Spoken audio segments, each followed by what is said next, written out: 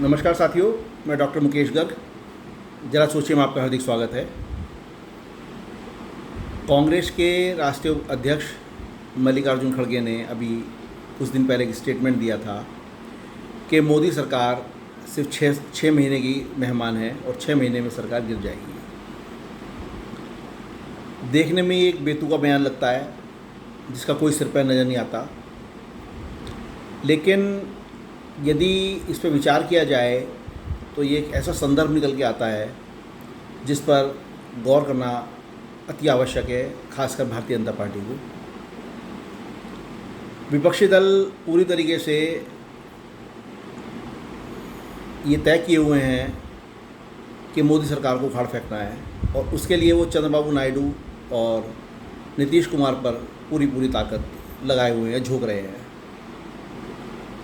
ऐसी परिस्थिति में कहाँ होगा, क्या होगा, ये तो भी किसी को नहीं पता, क्योंकि बिहार का चुनाव अभी 3-4 महीने का समय है जिनमें होने हैं। उसके बाद ही स्थिति क्लियर होगी। लेकिन शायद अभी से ये दाव खेलने लग गए हैं राजनीतिक दल कि बिहार चुनाव में जो नैरेटिव मोदी जी के खिलाफ बनाया है वोट चोरी का, वो जो है उसको बरकरार रखना चाहते हैं। और यदि किसी वजह से एनडीए यानी भारतीय जनता पार्टी और नीतीश कुमार का गठबंधन बिहार का चुनाव नहीं जीत सका, तो ये जो वोट चोरी का नारा है, ये नारा जो है यही नहीं, इससे आगे तक जाएगा, इसका दूर तक इम्पैक्ट होगा। और इम्पैक्ट इतना होगा इसका कि जो आगामी राज्यों के चुनाव हैं उनके अंदर भी इसको देखना भालना पड़ेगा। और उस समय मोदी सरकार को अपना बचाव करना बहुत भारी होगा। बहुत सोच समझकर बिहार का चुनाव लड़ने की ज़रूरत है, तैयारी करने की ज़रूरत है। हो सकता है नीतीश कुमार की एंटी इनकम्बेंसी भी काम करे इसके अंदर, लेकिन विपक्षी दल भी सब एकजुट हैं और वो किसी भी तरीके से बिहार का चुनाव जीतना चाहते हैं, मोदी जी को हराना चाहते हैं। 1% ऐसा हो जाता है कि मोदी जी चुनाव हार जाते हैं, मतलब एनडीए चुनाव हार जाता है, तो उस समय क्या परिस्थिति बनेगी ये तो मैं अभी नहीं कह सकता।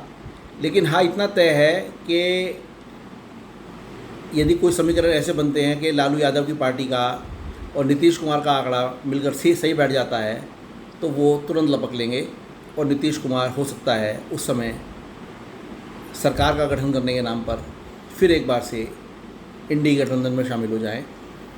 यदि ऐसा हो गया तो केंद्र में मोदी सरकार में जहाँ उन्होंने समर्थन दे रखा है, जिसकी वजह से आज केंद्र में सरकार चल रही है, मोदी सरकार चल रही है, उसका क्या होगा, कितनी अनिश्चितता उस पर आएगी, ये मैं अभी नहीं कह सकता। लेकिन कुछ ना कुछ होगा अवश्य, इतना ज़रूर कह सकता हूँ। साथियों, मेरा मानना ये है कि कहीं से भी और किसी तरीके से भी ये जो नैरेटिव पैदा किया जा रहा है वोट चोरी का, इस पर ठप्पा नहीं लगना चाहिए, क्योंकि अधिकांश देश का समझदार वोटर ये जानता है कि वोट चोरी नाम की कोई चीज़ इस ईवीएम सिस्टम से संभव नहीं है। हाँ, जो एसआईआर के अंदर जो नाम हटे हैं, वो नाम वो हटे हैं जिनके पास कोई भी प्रूफ अपनी नागरिकता का नहीं था और कोई भी ऐसा एविडेंस वो नहीं दे सके जिससे वो अपने को नागरिक साबित कर सके। ऐसा सुप्रीम कोर्ट ने भी मान लिया है। उसके बावजूद भी राहुल गांधी ने अपनी 13 दिवसीय